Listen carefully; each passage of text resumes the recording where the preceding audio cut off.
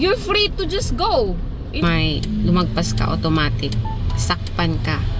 Ang tahimik ng mga daan. Walang mga marites. Walang vendors. Hi. Muad to mi karon. Asa mi padulong? Where are we going again? Punta kami ng court kasi kukunin namin yung marriage certificate para makapag-apply na ako for adjustment of status. We're on our way there. Ito yung road. And sobrang malinis yung road nila, no? Walang, of course, walang mga motor. Mga kotse lang talaga. And sumusunod talaga sila sa batas. Kasi kahit walang mga enforcers dyan, walang mga gaya ng sa Pilipinas. Pero once may lumagpas ka, automatic. Sakpan ka. Automatic yan, ticket. Tsaka kung may mga mangyaring automatic, nandito yung mga otoridad. Ito lang yung napansin ko sa kanila. Sobrang ang tahimik ng mga daan. Walang mga marites. Walang vendors.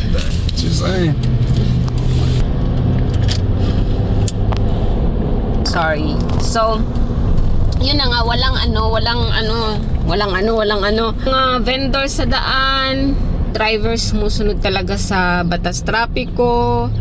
Tapos yung mga tao dito, hindi sila yung mga attitude, hindi ka mafe-feel na, you know, you're being, hindi guys sa Pilipinas, lalo na sa mga gobyerno office, nagtatrabaho sa gobyerno, sobrang iba talaga dito is kung ano lang yun lang, hindi na sila yung ma-attitude, tapos mabilis sila kumilos, hindi sila nang pa-power trip, mabilis lang yung process, hindi ka maghihintay ng ilang oras, hindi ka maghihintay, magpipila ng ilang oras, tapos sobrang kind ng mga staff, hindi sila yung parang may-ari ng, yung una ko napansin,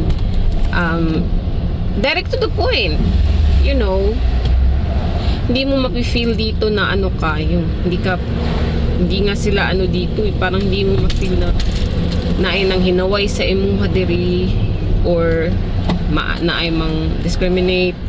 Sa Pilipinas mas ma-feel pa nako sa una na kanang inani lang ko, diba? Diri kay you feel freedom talaga, and then basta magsunod lang jud ka sa ilahang batas, diba?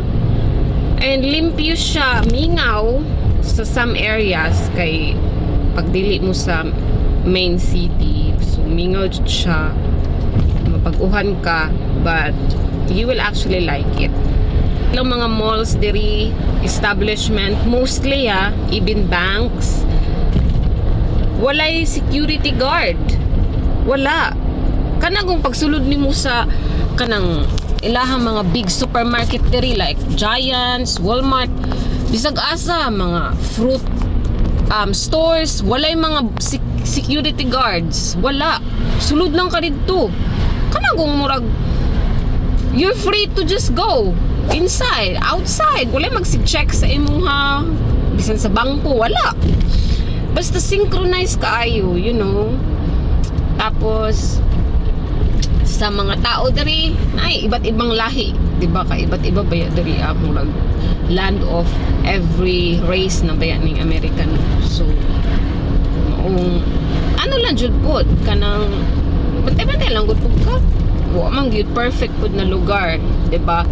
Wala mang perfecto. So not every place have good and bad man, diba? It's nice. This is my third week here in USA kasi dumating ako dito April 23. Today is May 17. So I'm almost 4 weeks na pala. Ngayong 23. May 23. Thank you so much. Say hi. Hi.